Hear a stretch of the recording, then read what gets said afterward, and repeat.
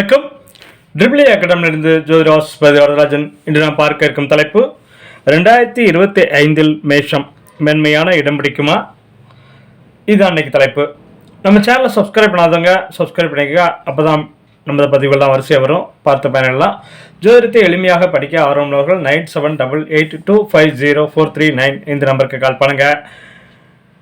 Central government BSS 1 year diploma in astrology and 1 year diploma in acupuncture basic Siddha Varma course நடக்குது. ஆர்வம் உள்ளவர்கள் அனைவரும் படித்து பயனடையலாம். இப்போ நம்ம தலைப்புக்குள்ளே போகலாம். 2025 மேஷ ராசி மேன்மையான இடம் பிடிக்குமா? ஆற்றல், ஆளுமை, நம்பிக்கை கொண்ட மேஷ ராசியை சேர்ந்தவர்களுக்கு இந்த ஆண்டு தொடக்கம் மிகவும் சிறப்பானதாகவே இருக்கும். என்றாலும் சனி பெயர்ச்சி, அதாவது 7.5 சனி வருகிறது. மேஷராசி சேர்ந்தவர்களுக்கு 2025 ஆண்டு நம்பிக்கையான தொடக்கத்தையும் வாய்ப்புகளையும் தரும். இருந்தாலும் சில சவால்களையும் சந்திக்க நேரிடும். ஆண்டு தொடக்கத்தில் குரு பகவான் 2ஆம் வீட்டில் குடும்பம், தனம், வாக்கு ஸ்தானத்திலும், 4ஆம் வீட்டில் சுகஸ்தானத்தில் செவ்வாயும், 6ஆம் வீட்டில் நோய், கடன், எதிரி தொல்லை ஸ்தானத்தில் கேதுவும், 8ஆம் வீட்டில் மறைவு ஸ்தானத்தில் புதனும், பாக்கியஸ்தானத்தில் சூரியனும் சந்திரனும், 11ஆம் வீட்டில் லாபஸ்தானத்தில் சுக்கிரனும் சனியும், 12ஆம் வீட்டில் விரயஸ்தானத்தில் ராகுவும் இருப்பார்கள். இந்த 2025 வருடம் அற்புதமான வருடமாகும். சனி பகவான், குரு பகவான், ராகு, கேது இப்படி நீண்டகால ஆளுமை கிரகங்கள் பெயர்ச்சி ஆகின்றன. ஆகவே ஒருவர் கீழே தள்ளினால் மற்றொருவர் பிடித்து தூக்கி விடுவார். இப்படியே இந்த வருடம் போகும். முதல் பாதியில் மிகவும் நன்றாக இருக்கும். அப்போது வருமானம் நிறைய வரும். வருகின்ற வருமானங்களை நல்லபடியாக சேமித்து வைத்துக் கொள்ள வேண்டும் எதிர்காலத்திற்காக. சனி பெயர்ச்சி முதல் 7.5 சனி சின்ன வயசுலேயே வந்துடும், 30 வயசுக்குள்ள. 2வது சனி 30 வயதுலேருந்து ஒரு 55 வயதுக்குள்ளே வரும். 3வது சனி ஒரு 55 வயசு 50 வயசுக்கு மேலே 3வது சனி வரும். முதல் சனி கொஞ்சம் கஷ்டப்படுத்தும். 2வது சனி பொங்கு சனி, சங்கடங்களையும் சச்சரவுகளையும் கொடுத்து சாதனையாளராக ஆக்குவது 2வது 7.5 சனி. 3வது 7.5 சனி உடல், அதாவது அக்கடான ஓய்வெடுக்கிற காலகட்டம். சம்பாரித்து எல்லா வேலையும் முடிச்சுட்டு ஓய்வெடுக்கிற காலகட்டம் தான் 3வது சனி. 2025 ஆண்டு முதல் பகுதி மேஷ ராசிக்காரர்களுக்கு தொழில் வாழ்க்கையில் வாய்ப்புகளும் வளர்ச்சிகளும் சில சங்கடங்களும் என ஏற்ற இறக்கங்களாகவே இருக்கும். அதேபோல ஆண்டின் 2ஆம் பகுதியில் தொழில் வியாபாரத்தில் சில தேக்க நிலைகள், வேலை தொடர்பான விஷயத்தில் முன்னேற்றம் இருந்தாலும் சவால்களை சந்திக்கக்கூடிய சூழல் இருக்கும். பணியிட சூழல் சாதகமாக இருக்காது. பணியிடங்களில் அரசியல் தொந்தரவு இருக்கும். ஆனால் எதிரிகளை எளிதாக கையாள முடியும். இருப்பினும் அலுவலகத்தில் சக ஊழியர்கள், மேல் அதிகாரிகளுடன் சுமூகமான சூழல் இருக்காது. பணியிடத்தில் தேவையற்ற ஈகோ பிரச்சனைகள், மோதல்கள் இருக்கும். வியாபாரிகளுக்கு 2025 ஆண்டு தொடக்கத்தில் கணிசமான லாபத்தை கொடுத்தாலும் சனி மற்றும் குருவின் மாற்றம் சிரமங்களை தருவதோடு லாபத்தை குறைக்கவும் வாய்ப்புள்ளது. நண்பர்கள் மற்றும் குடும்ப உறுப்பினர்களின் உறவுகள் ஆதரவு போதுமானதாக இருக்காது. நண்பர்களின் ஆதரவு கிடைக்காததோடு அவர்களின் மீதான நம்பிக்கையும் குறைய வாய்ப்புள்ளது. உங்களின் நிதி நிலை பாதுகாப்பதில் சிரமங்கள் ஏற்படும். உங்கள் உணர்ச்சிகளை கட்டுப்படுத்தி செயல்பட வேண்டியது அவசியம். தொழில் தொடர்பான விஷயத்தில் புதிய முதலீடுகளில் கவனம் தேவை. முதலீடுகள் மூலம் பண இழப்பு ஏற்பட வாய்ப்பு உள்ளது. பணியிடத்தில் மேல் அதிகாரிகளில் மற்றும் முதலாளிகளுடன் மனக்கசப்பு ஏற்படவும் வாய்ப்புள்ளது. காதல் வாழ்க்கை என்று பார்த்தமையானால் மேசராசினருக்கு காதல் மற்றும் உறவுகளை பொறுத்தவரை பரஸ்பர புரிதலும் நம்பிக்கையுடன் செயல்பட வேண்டியது அவசியம். காதலில் தேவையற்ற கருத்து வேறுபாடுகள் பிரச்சனைகளை சந்திக்க வாய்ப்பு உள்ளது.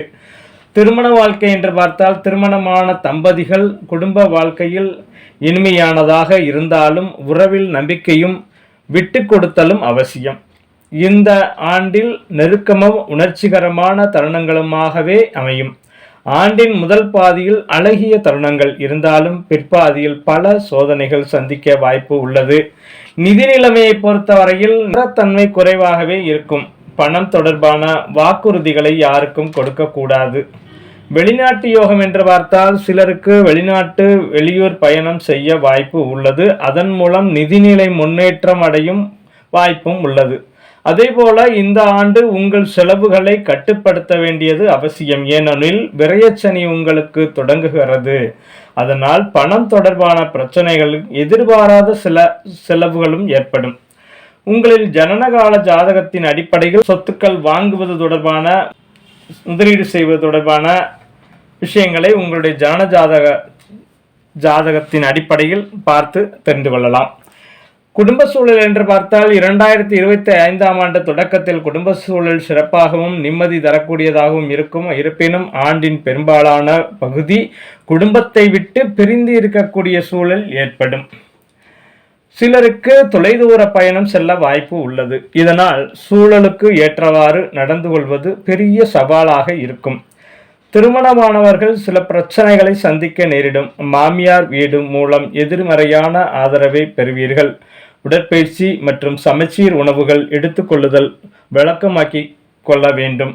மன அழுத்தத்தில் விடுபடுவதற்கான விஷயத்தில் கவனம் செலுத்துங்கள். ஆரோக்கியம் ஏற்றத்தாழ்வு நிறைந்ததாக இருக்கும். சனியின் மாற்றத்தால் ஆரோக்கியம் பெருமளவில் பாதிக்கப்படும். குருவின் மாற்றம் 3ஆம் வீட்டிலிருந்து 4ஆம் வீட்டிற்கு மாறும்போது உங்கள் தொழில் மற்றும் தனிப்பட்ட வாழ்க்கையில் சில இடமாற்றங்களை சந்திக்க வாய்ப்பு உள்ளது. இதனால் தேவையற்ற அலைச்சல், சோர்வு ஏற்படும். ராகுவின் அமைப்பு என்று பார்த்தால் இந்த ராகு மேஷ வீட்டிற்கு 11ஆம் வீடான லாபஸ்தானத்தில் வருவதால் பொருளாதார ரீதியாக முன்னேற்றம் ஏற்படும். ஊக வாணிகத்தில் ஓரளவு லாபத்தை சம்பாதிப்பீர்கள். இருப்பினும் 7.5 சனி நடப்பதால் பங்குச்சந்தை முதலீடு விஷயத்தில் கவனமாக இருந்து கொள்ள வேண்டும். மேஷ ராசிக்காரர்கள் நிம்மதியான தூக்கமும் மன அமைதியும் கிடைக்க உங்கள் படுக்கை அறையில் தென்மேற்கு மூலையில் மயில் இறகுகளை வைப்பது நல்லது. உங்கள் கோபம் மற்றும் உணர்ச்சிகளை கட்டுப்படுத்திக் கொள்வதற்கு குரு வழிபாடு செய்வது அவசியம். ஒவ்வொரு செவ்வாய்க்கிழமையும் அருகில் உள்ள முருகன் கோவில்களுக்கு சென்று முருகப்பெருமானை வழிபாடு செய்வது வாழ்வில் ஏற்றத்தையும் நல்ல மாற்றத்தையும் கொடுக்கும் என்பதும் உறுதி. 2025 மேஷம் மேன்மையான இடம் பிடிக்குமா?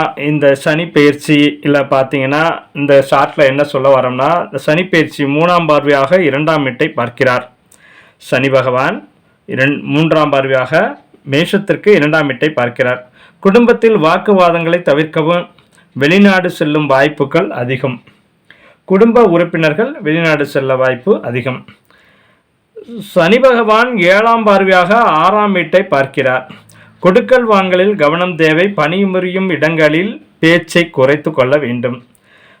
சனி பகவான் 10ஆம் பார்வையாக 9ஆம் வீட்டை பார்க்கிறார். குருவும் அந்த 9ஆம் வீட்டை பார்ப்பதால் பாதிப்பு இல்லை. நியாயமான காரியங்களில் பாக்கியம் உண்டு. அதே மாதிரி குரு பயிற்சின்னு எடுத்துட்டோம்னா, குரு பயிற்சி 5ஆம் பார்வையாக 7ஆம் வீட்டை பார்க்கிறார். திருமணம் கைகூடும். பிரிந்தவர் கூடுவர்.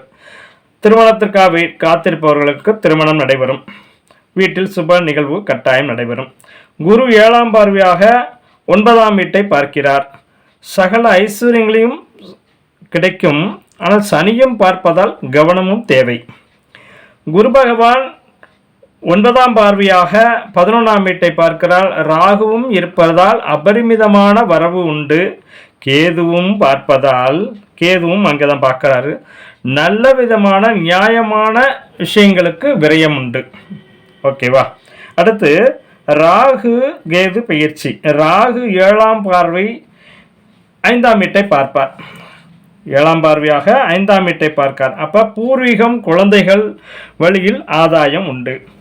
கேது பகவான் 7ஆம் பார்வையாக 11ஆம் வீட்டை ராகு இருக்கும் இடத்தையே பார்ப்பார். அளவான நியாயமான லாபம் கிட்டும். அதற்கு வழிவகுப்பார். இந்த சனிப்பெயர்ச்சி மார்ச் 29, 2025 வரும். குரு பயிற்சி வக்ர நிவர்த்தி அடைந்து மே மாதம், ஏப்ரல் கடைசி இல்லை மே 1 குரு பயிற்சி நடைபெறும். ராகு கேது பயிற்சி அது மே மாதம் தான் நடைபெறும். இப்போ இந்த 3 விதமான பயிற்சிகளும் இந்த 2025 நடப்பது, பயிற்சியாவது பெரிய லாபத்தை கொடுக்கும். எல்லா ராசியினருக்குமே ஓரளவு நன்றாகவே இருக்கும். ஒன்றும் பாதிப்பில்லை. 2025 மேஷம் மேன்மையான இடம் பிடிக்குமா? நிச்சயம் இடம் பிடிக்கும். அவர்களுடைய உணர்ச்சிகளையும் கோபங்களையும் கட்டுப்படுத்தி கொண்டு அளவோடு நண்பர்களோடு பழகி அளவோடு இருந்தால் மேன்மையான இடம் உறுதியாக பிடிக்கும். தங்கள் இல்லங்களில் உள்ளங்களில் மேஷ ராசிக்காரர்கள் நண்பர்கள் இருந்தால் இந்த பதிவினை பார்த்து ஏதேனும் வாழ்வியலில் மாற்றம் செய்ய முடியுமா என்பதை தெரிந்து கொண்டு ஆரோக்கியமாக வாழுங்கள், ஆனந்தமாக இருங்கள். வாழ்க வளமுடன், வாழிய பல்லாண்டு. நன்றி.